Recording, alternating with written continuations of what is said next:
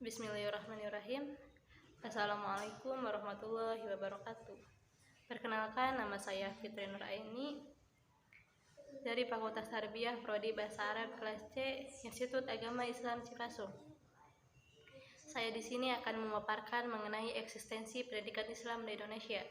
Eksistensi itu sendiri menurut KBBI atau Kamus Besar Bahasa Indonesia, yaitu keberadaan, keadaan atau adanya. Jadi keadaan pendidikan Islam di Indonesia. Sistem pendidikan pada awal perkembangan Islam di Indonesia.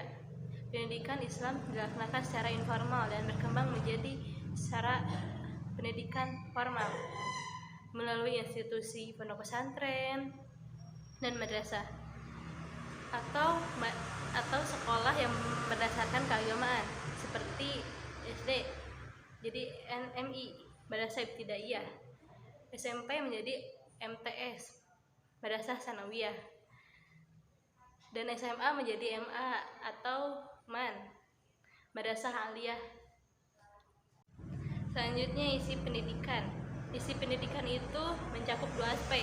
Yang pertama, pengajian Al-Quran, membaca Al-Quran, mengenal huruf hijaiyah, dan praktek keimanan dan akhlak. Dan yang kedua, pengajian kitab seperti sorof, nahwu, ilmu tasrif, dan sebagainya. Dan materi yang selanjutnya, landasan pengembangan pendidikan Islam di Indonesia. Di sini ada dua landasan. Yang pertama, landasan dasar ideal. Dua, landasan dasar operasional. Landasan dasar ideal yang menjadi dasar pokok pendidikan Islam yaitu Al-Quran dan hadis, dan berkembang menjadi ijtihad para ulama. Selain itu, perundang-undangan Indonesia atau seperti Undang-Undang Dasar 1945 Pasal 29 ayat 1 GBHN 1993 dalam bidang agama dan kepercayaan terhadap Tuhan Yang Maha Esa.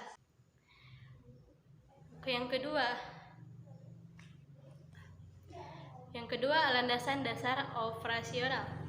Landasan dasar tentang implementasi dari landasan dasar ideal meliputi yang pertama, historis, sosial, psikolog, dan filosofi.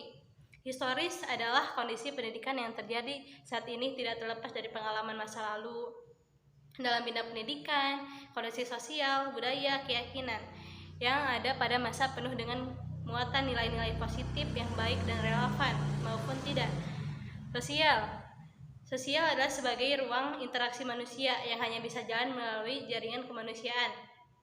Dan yang terakhir, psikolog dan filosofi memiliki dua aspek mengajar dan belajar.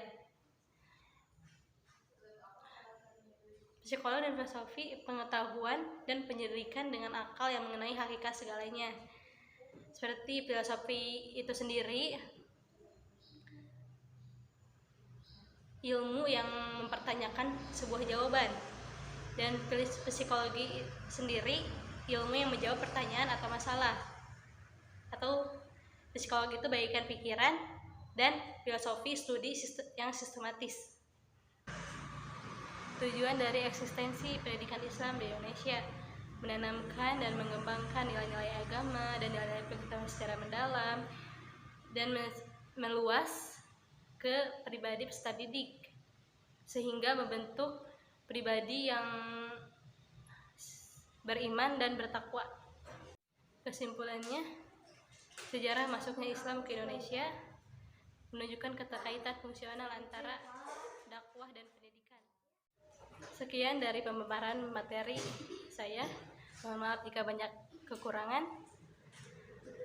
Mudah-mudahan bermanfaat. Wassalamualaikum warahmatullahi wabarakatuh.